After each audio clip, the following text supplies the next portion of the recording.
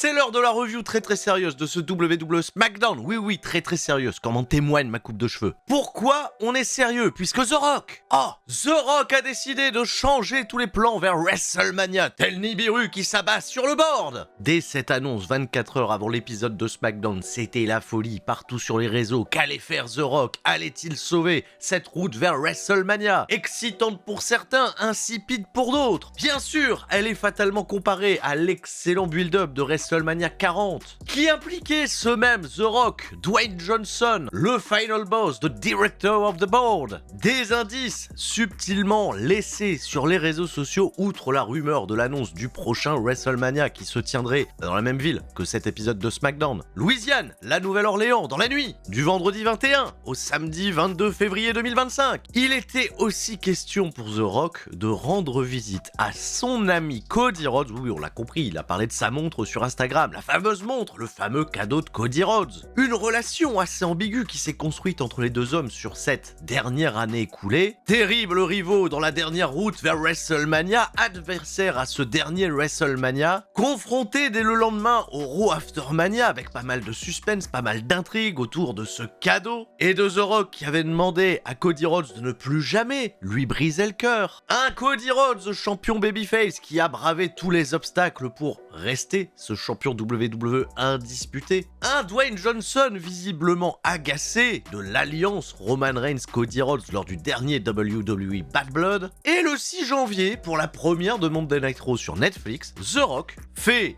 volte-face en félicitant publiquement Cody pour les travaux. Bravo d'être le champion que tu es. On est fiers de toi, on est devenus amis, on boit un coup ensemble. On félicite Roman Reigns pour sa reconquête du Hula Fala. Le Final Boss qui s'était justifié le lendemain à NXT. Oui, mais quand je suis méchant avec Cody, vous êtes pas content. Quand je suis trop gentil avec, vous êtes pas content. Et depuis plus rien, on savait pas si Dwayne The Rock Johnson allait s'intégrer, s'impliquer dans cette route de WrestleMania. Lui que les Dirt Sheets rapportaient comme indisponible pour cette 41e édition du côté de Las Vegas. Et ben après cette recontextualisation qui me paraissait importante, le voilà qui redébarque. La présence de The Rock va totalement outshiner cet épisode de SmackDown. Toute l'attention est portée là-dessus. Un épisode de SmackDown jugé décevant par la plupart des fans. Oh, c'était pas si mal. T'as saisi la rêve. Merci pour les pouces bleus, merci pour les partages, merci pour vos commentaires. On est parti, SmackDown Recap, le générique. Et un et deux et seulement deux personnes de plus pour être heureux. On se détend, on allume l'ordi, c'est l'heure de retrouver Spirit. Ça va causer de 619, de son pom de pedigree. Mais si comme moi t'as rien compris, t'es quand même le bienvenu. C'est ça le catch, de la passion et du fun. On se prépare pour le corps à corps, donc tout le monde reste fort. Avec cette arrivée inopinée de The Rock, WWE devient imprévisible, le script a changé. Ce sont les mots prononcés par Wade Barrett. Ils ont parlé de script qui change. Tu crois que je la passe à droite? Et ben je la mets à gauche. Nick Aldis, qui quelques jours auparavant avait annoncé sur les réseaux sociaux 2 combats pour cet épisode de SmackDown, Liv Morgan contre Naomi va être finalement maintenu. Oui. Attends, on peut pas aller contester le phénomène d'ampleur mondiale sur les réseaux sociaux. WWE Women's Deserves Better.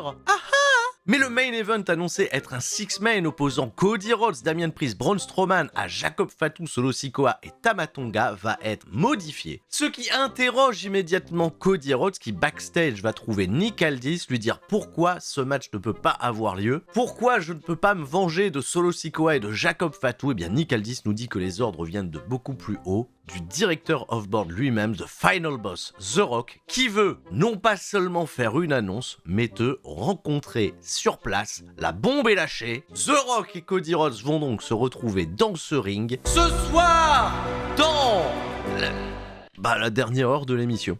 Pour tous ceux qui vont passer après, ça va être galère. Cody reste pantois et place un combat qui nous avait été annoncé lui la semaine dernière. C'est Drew McIntyre qui vient au ring faire face à Jimmy Uso. Drew McIntyre en ce moment il déborde de confiance, il a une attitude totalement arrogante. Alors Jimmy Uso n'a pas trop le seum de voir son frère réussir à avoir une opportunité de championnat mondial à WrestleMania. Il a encaissé entre autres son ticket pour Elimination Chamber en vainquant ce même Jimmy Uso. Un Jimmy Uso qui dans ce combat ne va pas manquer de répartie face à l'ancien champion du monde de WWE, porté par un public rattaché à sa cause de bons comebacks, super kick, Samoan drop, spear, insuffisant cependant pour coucher un Drew McIntyre qui est en quête de momentum avant son gros combat d'Elimination Chamber. Et pourtant, l'excès de confiance, une fois de plus, après un reverse Alabama Slam contré dans un victory roll, va clouer les épaules de l'écossais au sol pour un compte de 3. Et oui, Drew McIntyre a perdu par roll-up contre Jay puis contre Jimmy Uso. Je regrette juste un peu que Drew McIntyre ne se soit pas plus débattu dans ce victory roll. La victoire de Jimmy Uso a beaucoup été contestée sur les réseaux sociaux, au contraire j'ai trouvé que c'était une très très bonne chose pour faire péter encore un plus gros câble à Drew McIntyre, et c'est bien évidemment ce qui va se passer dans l'aftermatch. Comme d'habitude, envoyer la sécurité pour les séparer, une sécurité une fois de plus totalement aux fraises et inefficace. Drew McIntyre va revenir au ring porter un immense Claymore kick à ce même Jimmy Uso. La folie s'empare totalement de lui, il en a rien à foutre en réalité de perdre un match puisqu'il est déjà qualifié pour Elimination Chamber. Jimmy Uso, c'est pas inintéressant de ne pas l'enterrer totalement dans cette route de WrestleMania où il peut servir plusieurs programmes à la fois, dont celui que j'attends tout particulièrement impliqué entre Jey Uso et Gunther. Ah, si je fais casser la gueule par Gunther, ça va être bien. Chouette contre-pied pour ma part et place à la suite. On nous a remontré des images de l'intervention de Solo Sikoa la semaine dernière dans le main event où il avait accidentellement porté un Samoan Spike à Tama Tonga, ce qui n'a pas plu à Jacob Fatu. Solo Sikoa arrive seul cette semaine, tombe sur Tama Tonga et Jacob Fatu et commence par s'excuser auprès de Tama Tonga, c'était accidentel. Ce à quoi Jacob Fatu rétorque que oui, c'était bien accidentel, si ça ne l'avait pas été, on ne serait même pas là à discuter. Il a dit ça avec un ton particulièrement autoritaire. Solo n'a pas répliqué et je crois qu'il n'était pas au courant du programme de ce soir ni de ses changements. Il s'est proposé d'accompagner Tama Tonga et Jacob Fatu contre ce soir, je le rappelle. Et là, c'est bien le main event. Damien Priest et Braun Strowman. Jacob, il a refusé. Il a dit que ce serait plus pertinent de faire Jacob Fatu et Solo Sikoa, étant donné que lui et Tama Tonga ont déjà régné en maître sur cette division de SmackDown. Bon, wow, oui. Solo a accepté. Il a une fois de plus dit à Jacob Fatu qu'il l'aimait et un Jacob Fatu qui n'a pas répondu. Une fois de plus, aïe aïe aïe, le cœur brisé. On continue de développer l'intrigue entre ces deux hommes-là. Ce soir, pas dans le main event, The Final Boss is back. Les audiences de SmackDown vont remonter. Quelle sera son implication dans la route de WrestleMania? On nous monte après ça un gros vidéo package pour nous hyper tous les participants à Elimination Chamber, qui à ce moment-là vont peut-être participer à un combat qui servira à rien, étant donné que The Rock il a décidé peut-être d'outrepasser toutes les règles. Ah oui, The Rock contre Cody Rhodes, on y pense encore, ça ferait sens, ce serait logique. Il y a Carmelo Hayes qui remonte le backstage qui est interrompu par R-Truth. R-Truth il lui dit lui, il a décidé de faire un match par équipe. Oh, encore tes histoires de lui, mais lui c'est moi. On va pas remettre ça sur le tapis, mais non, R-Truth il dit que lui, c'est lui. Et lui, il s'agit du Miz, qui sera digne justement. Il va faire équipe avec Carmelo Hayes. Il a déjà une idée de nom d'équipe. Melo don't Miz. Donc Carmelo, bien évidemment, il est absolument pas amusé. Par contre, il s'interroge qui sera le partenaire de R-Truth. Et R-Truth nous a dit qu'il va faire appel à un héros en provenance de Louisiane. On est bien curieux de voir ça. Le Miz, il veut faire un fist bump à Carmelo Hayes. Carmelo Hayes, il l'envoie encore une fois sur les roses. On a le retour d'une association de heel avec un ring trop petit pour contenir leurs deux égos. Vont-ils pouvoir coexister? On va le découvrir tout de suite parce qu'ils font leur arrivée sur la musique du Miz, qui ne plaît pas véritablement à Carmelo Hayes. Avant l'arrivée d'R-Truth et de son partenaire mystère, un gros promo package pour nous hyper Zelina Vega. Très très belle production, une catcheuse toujours jugée trop petite pour accomplir ses rêves à la WWE, et pourtant elle a été championne, et pourtant elle a été la première Queen of the Ring. Zelina Vega est pleine d'ambition. Encore une fois, c'est un beau promo package, mais qui m'inspire moyennement, on va dire. Ils ont fait plein de bons promo packages aussi pour Dragon Lee, Andrade et vous connaissez la suite. R-Truth qui vient au ring avec un collier de perles, c'est la tradition de la Nouvelle-Orléans. Son partenaire n'est nul autre que le chevalier de Louisiane. Ah bah allez. Et les Knights, yeah. Alors lui, il avait même pas l'air d'être au courant, il est venu en bouffant un sandwich. Peut-être qu'il pensait passer la soirée au catering, et bah non, en fait, il vient faire équipe dans ce programme de mid-card. On leur a donné cependant quand même 10 minutes de combat, les trademarks sont passés, notamment ceux d'R-Truth, qui régale toujours le public parce qu'il fait toujours ses imitations de John Cena. Il y a un début de chimie assez intéressante entre Carmelo et le Miz, ça peut être un peu marrant. Ce qui est regrettable pour le Miz, c'est d'avoir autant galéré pour essayer de faire un ciseau de tête à la volée ou pas de volée du tout. Carmelo, en revanche, il s'est un peu foutu de sa gueule derrière. Quand les Knights a repris l'ascendant sur le combat, l'action s'est délocalisée à l'extérieur du ring et il a été attaqué par Shinsuke Nakamura. Le premier Gamengeri était magnifique, le coup de genou en revanche était un peu Ça écarte LA Knight de l'équation et pour le pauvre R-Truth, il subira le premier finish combiné de Carmelo et du Miz qui s'étaient peut-être pas mis d'accord mais c'est sorti naturellement. Skull Crushing Finale et Codebreaker en simultané, bah dis donc, c'était particulièrement bien joli. Victoire du Miz et de Melo, est-ce que c'est un acte qui perdurera dans le temps? Eh bien, pourquoi pas? Autant tester. Kudos cependant à R-Truth qui était particulièrement drôle, il s'est pris pour l'arbitre pendant le match, il a tenté de faire un relais avec le Miz mais ils étaient plus partenaires. La suite pour les Knights, vous l'avez deviné, repartir en croisade vers ce championnat des États-Unis qui serait intéressant de voir changer de main prochainement.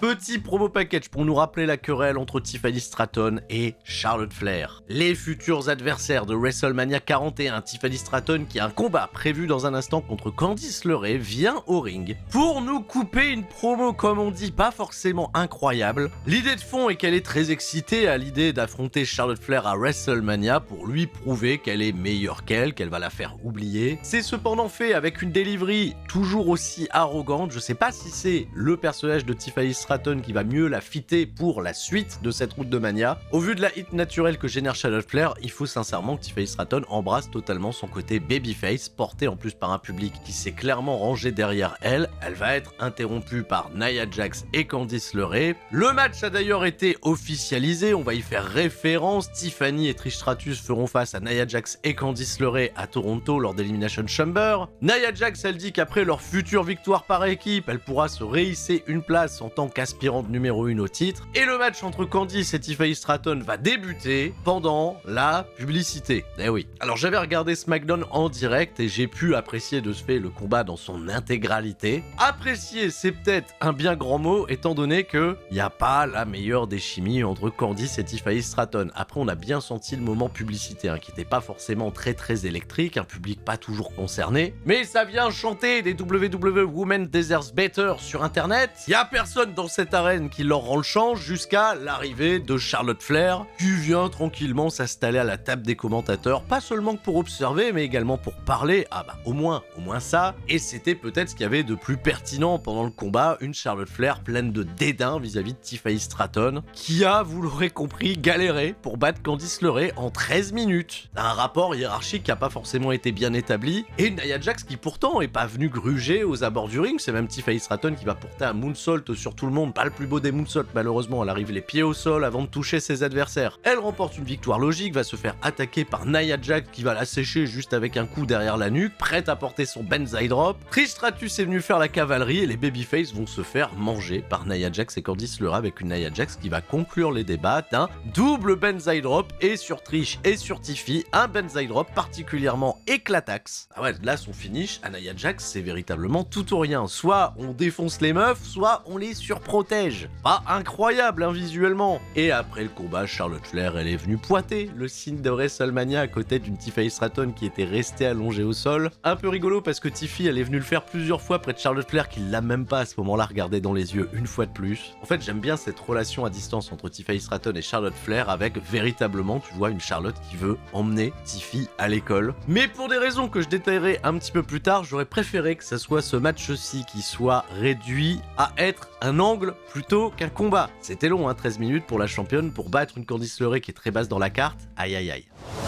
Cody Rhodes backstage, il est un peu dans ses pensées, il va devoir confronter The Rock tout à l'heure, il y a Damien Priest qui vient à ses côtés. Priest l'a demandé pourquoi The Rock était là, Cody Rhodes il en sait rien, cependant Cody, bien fair play, il félicite Damien Priest de s'être qualifié à Elimination Chamber. Priest a mentionné le fait qu'ils étaient tous les deux champions à l'issue de WrestleMania l'an passé, mais cette année, il n'y en aura qu'un seul avec ce titre. Après Chamber, Damien viendra chercher le titre de Cody Rhodes, vous l'aurez compris, et Cody Rhodes rétorque que, bah oui, qu'il en soit assis, de toute façon, je peux pas voir ça autrement. Cody s'est barré, Braun Strowman est arrivé, les grosses voix caverneuses de Braun Strowman et Damien Priest, ça me régale. Braun Strowman, il a mis la rancœur de côté, il a dit félicitations à Damien Priest pour la semaine dernière. Bon, il balance quand même qu'il avait fait une grosse partie du boulot, voilà. Cependant, ils vont se focus sur leur combat de ce soir, venir à bout de Solo Sikoa et Jacob Fatu, c'est désormais un objectif. Les deux monstres sont prêts à faire face à leurs adversaires ce soir. Bah oui, dans le main event, mais pourtant, ce soir, pas dans le main event.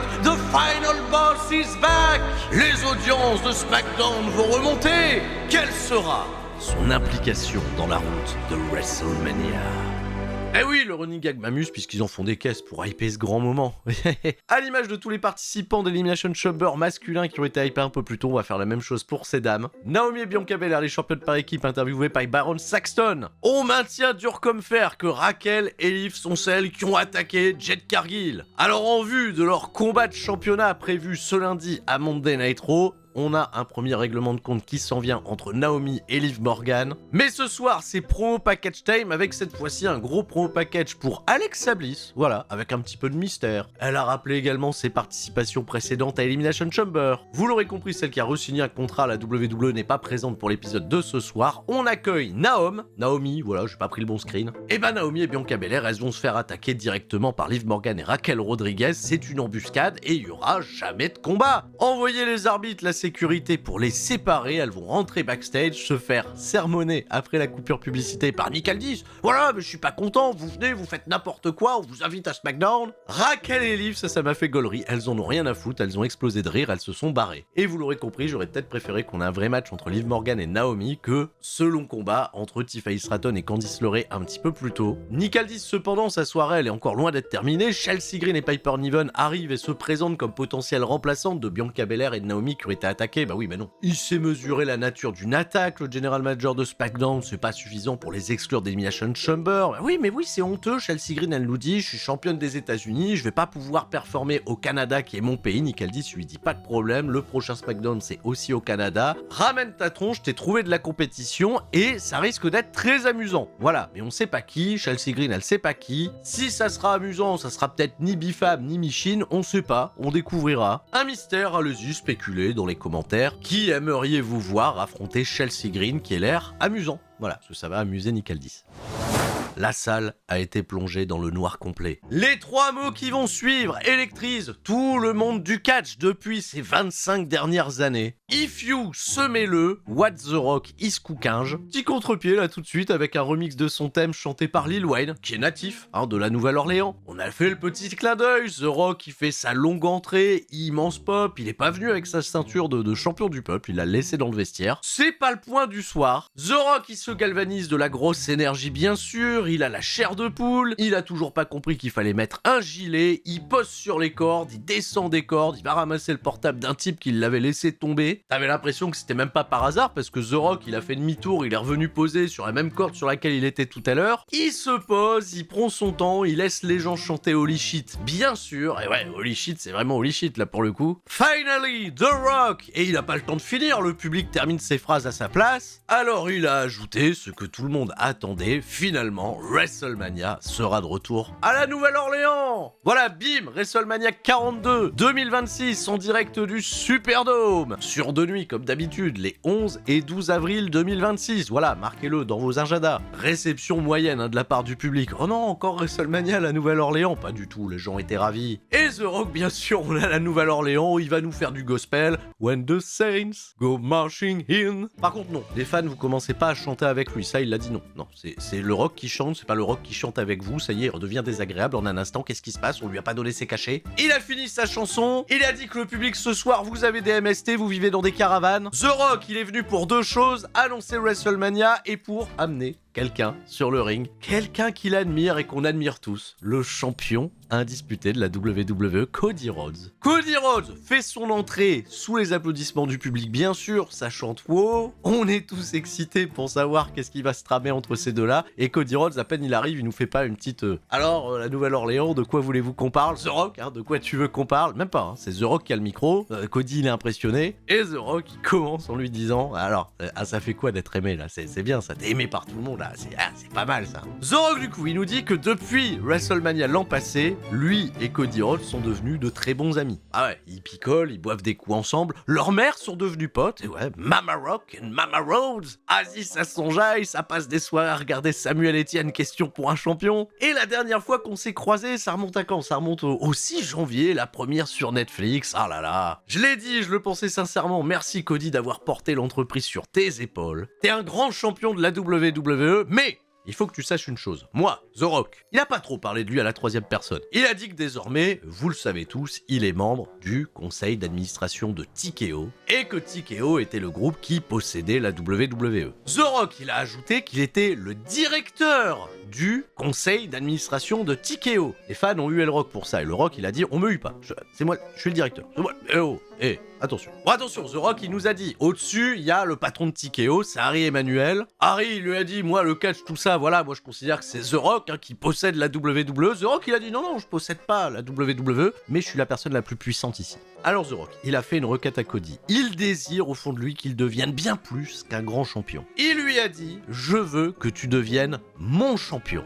À moi. Cody Rhodes, bon, il va réagir à tout ça. Il a dit, déjà, le fait qu'on devienne amis, c'était pas sur ma bingo list, ok. Que nos mères, elles deviennent potes et qu'elles regardent Samuel Etienne, ok, ça va. Mais devenir ton champion, moi, je veux être le champion des gens. Le champion du peuple, en quelque sorte. Il n'a pas dit champion du peuple, mais je veux être leur champion à eux. The Rock, il a dit, c'est moi le champion du peuple. Mais attends, si je te fais cette proposition-là, c'est parce que toi et moi, on est nés tous les deux dans ce milieu. Ton père, Dusty Rhodes, et mon père, le Soulman Rocky Johnson, qui nous regarde de là-haut, étaient amis aussi. Bon, là, il n'y a pas d'arbre généalogique, ils ont baisé la grand-mère de personne. The Rock a bien conscience que le but de Cody Rhodes en tant que champion était d'apporter de la joie dans le cœur de tout le monde. Que Cody Rhodes est adoré, il a quoi? T'as 1 million d'abonnés sur Instagram? Bam! The Rock, il en a un demi-milliard. Un demi-milliard. Beaucoup, hein. Je suis l'homme le plus suivi au monde et c'est pour ça que je veux que tu deviennes mon champion parce que comme ça, on pourra te hisser encore plus haut que tu l'es déjà. T'as compris le délire? On va pouvoir t'ouvrir toutes les portes, tu pourras avoir tout ce que tu veux pour toi, pour ta femme, pour ta gamine. Et ta gamine,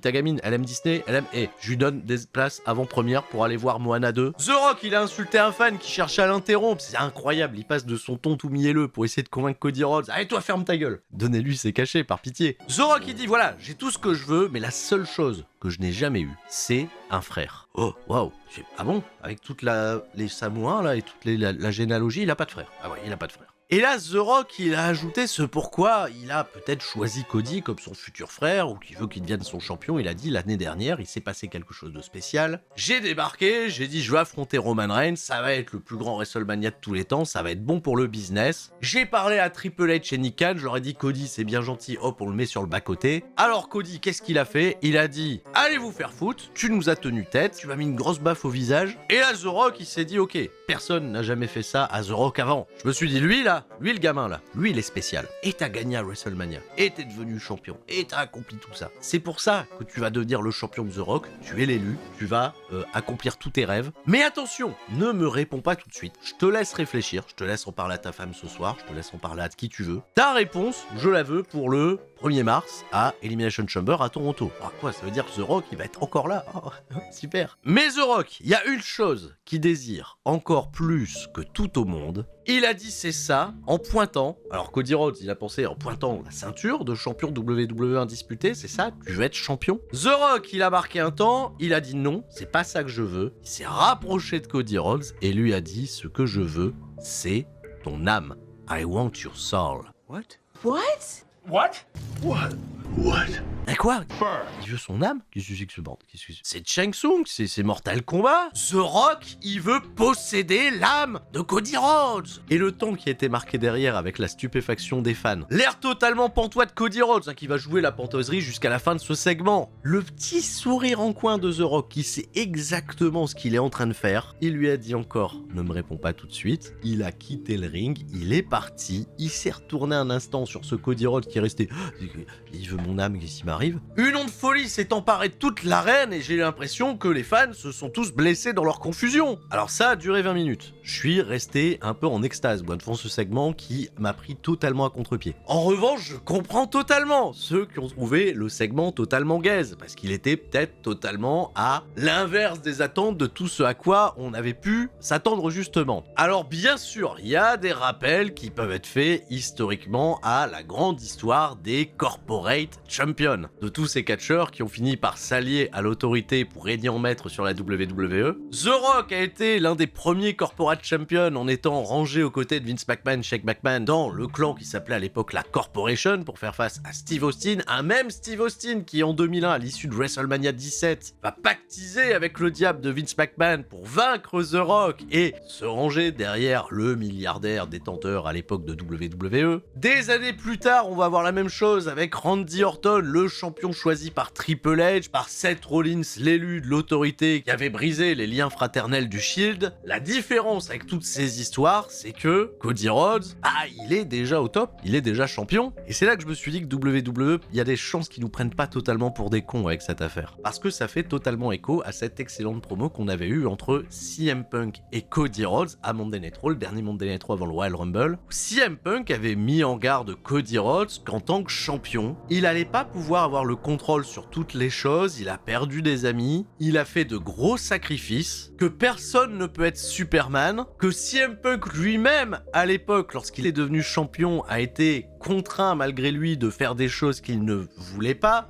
Il avait tourné heel pendant son fameux règne des 434 jours. Il admet totalement être devenu une mauvaise personne et ça nous avait déjà un petit peu alerté sur potentialité de voir peut-être un jour Cody Rhodes vouloir tellement s'accrocher à ce championnat qu'il allait lui aussi passer du côté obscur de la force. La main tendue de The Rock, elle arrive vraiment à un moment où il lui a dit vas-y, pactise avec le diable, tu vas devenir une légende éternelle, et ça vient totalement cueillir un Cody Rhodes qui est peut-être au moment de sa carrière, au moment de son règne de champion, le plus faible mentalement. Alors c'est vraiment en ça que j'ai adoré la tournure de cette promo, c'est également en ça que j'aime beaucoup ce règne de champion babyface de Cody Rhodes et j'espère qu'il se poursuivra, peut-être même au-delà de WrestleMania. Je sais pas quelle en sera la finalité, est-ce qu'il va se ranger derrière The Rock, est-ce qu'il va résister, rester un champion droit et intègre pour le peuple. Et je vais conclure sur une petite théorie que m'a envoyé l'un des abonnés de la chaîne, Yasgro pour le citer. The Rock il va donner après ça une conférence de presse pour présenter bien évidemment le prochain WrestleMania. Il a répondu aux questions de quelques journalistes sur place et il est venu à parler de ses débuts de carrière à la WWE, de son premier WrestleMania où il a été conspué en tant que champion intercontinental. Il était babyface, les fans n'ont pas voulu de lui. Il s'est blessé juste après ça, c'était très compliqué pour lui et il faisait également état de son salaire à l'époque qui était de 150 000 $ par an pour 225 matchs combattus dans l'année. Partant de là, il était pas sûr de continuer sa carrière, il envisageait même de se lancer dans le MMA. Il a juste dit aux gens, faites le calcul de ma paye de l'époque avec le nombre de combats auxquels je devais participer, combien ça fait par combat. Il a dit faites le calcul. Lui, il a pas fait le calcul, mais si vous avez fait le calcul, vous avez vu qu'on est clairement en train de tomber dans le jeu du diable. Alors je ne sais pas si c'est un heureux hasard, si tout ça était calculé. Depuis le Montréal Screwjob, on a eu plein d'histoires de figures d'autorité heel qui au final se sont plus ou moins toutes ressemblées. La quête de l'amour qui s'incline toujours face à l'amour du pouvoir. The Rock qui tente de briser certains de ses codes pour essayer d'en apporter sa propre version, avec un statut de légitimité que même, Vince McMahon n'était peut-être pas capable d'atteindre. The Rock c'est une méga star globale. Encore une fois, j'ai pas été déçu de ce segment, j'espère qu'ils ont clairement de la suite dans les idées parce qu'on a une amorce intéressante,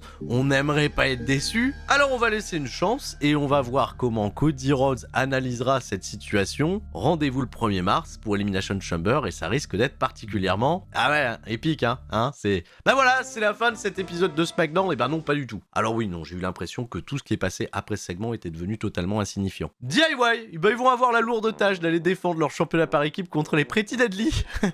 Alors ils ont tenté de faire une promo avant le match, de dire on va offrir un moment de silence. Le silence, il a été interrompu par l'arrivée des Pretty Deadly qui ont attaqué DIY.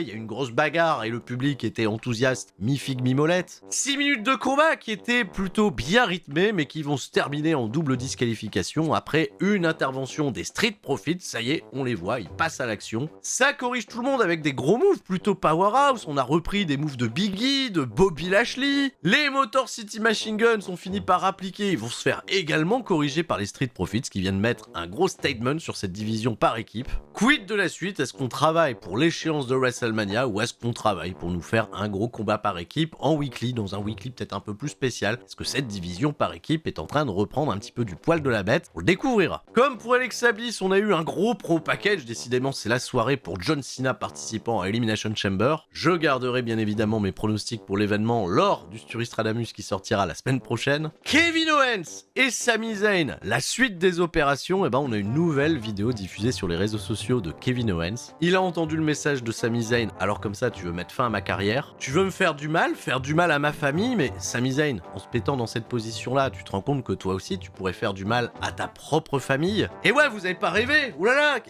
Kevin Owens, il tourne sa vidéo depuis le devant de la baraque de Sami Zayn, il est en train de l'observer comme un maniaque à travers les carreaux. Oui, c'est probablement où ils habitent, parce qu'ils se connaissent depuis longtemps déjà. Alors c'est ça que tu veux, Sami? Tu veux être un égoïste pour les gens qui t'aiment? Ça devient personnel, ça devient intrusif. Sami Zayn, bien évidemment, il va péter un gros câble lundi à Monday Nitro. On a hâte de voir la suite de tout ça. Ça y est, là voilà, je fais plus les clips ce soir, pas dans le main event, puisque le truc avec The Rock et Cody Rhodes il est passé, mais le 1er mars, Cody Rhodes va-t-il dire oui à The Rock? Va-t-il donner son âme à la WWE? Le pacte avec le diable? Réponse lors de Elimination Chamber.